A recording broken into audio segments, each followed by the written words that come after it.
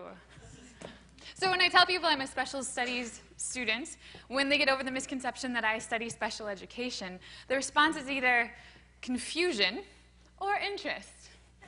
The confusion is a bit of, well, there are 12 other cohorts. Why in the world do you need to choose your own path? The people who are interested think, man, that sounds really awesome, like one of those old choose your own adventure books. And it is awesome. My cohort is comprised of an Air Force pilot, a Marine, a few theologians, a children's television producer, and about 20 other just as diverse pathways.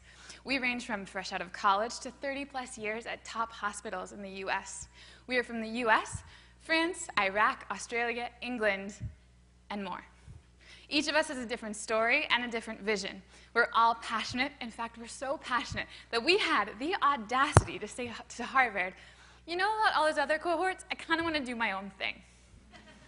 So I've used my year in special studies to dig into the role of education in disaster response.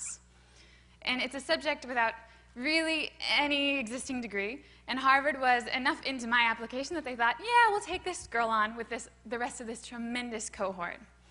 Now, the problem with doing an ed talk about a cohort like that, when we're trying to talk about one central key finding in the whole area, is I don't want to spend the 5 minutes talking about disaster response work. That doesn't fit anybody else in my program. But I also can't give 30-some-odd micropoints about everybody else's studies. So I started thinking about what the special studies cohort represents here at HGSE. And I thought about autonomy, and I thought about innovation. So, Daisy, we're going to have a really great synchrony moment on the panel discussion later. So when I think about autonomy, I think about fast horses. When I think about autonomy, I think about Henry Ford and a quote you might have heard about. If I asked people what they wanted, they would have asked for faster horses. Now, at the time, horseless buggies had already been invented, but they were restricted to use by the wealthy or those with a death wish. But Henry Ford, in his visionary way, thought into the future in an age where slightly safer and more popularized motor vehicles would be available. So he took a risk, and he made a huge impact, which is evident in our lives today. When I think about innovation, I think about the great one, Wayne Gretzky, who, when he was asked how to become a great hockey player, he said, skate to where the puck is going, not to where it is. So these two strangely similar quotes are all about greatness is not in getting caught up in today's demands, the weeds of right now, but going into a moment where perceiving and moving into opportunities creates one's course into greatness. Both Gretzky and Ford had the pulse of the people, but also the insight of an entrepreneur.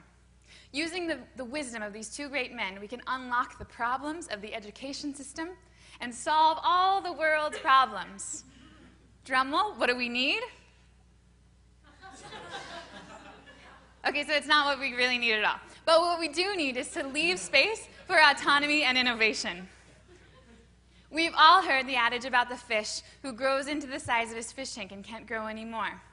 Well, a learning organization builds structures that leave space for individual autonomy and innovation.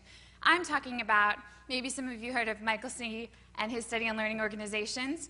Well, these learning organizations facilitate the learning of their members, and they're continuously transforming themselves.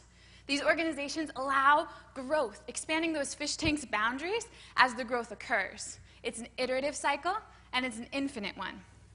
The existence of the special studies cohort is a demonstration of the ed school's value and investment in autonomy and innovation. Whether you'll be a classroom teacher, a principal, a policymaker, or a disaster response school builder, maybe that's just me. Whether you're any of those things, there's no better place than here at the ed school to be building a learning organization, right? So we need to build this community together with intentionality and space for growth. Build these spaces and allow for growth cycles and improvement that will lead us toward greatness, where if we continue skating toward where the puck is going, we can do it with solutions in our toolkits and with faster horses in our stables. Thank you.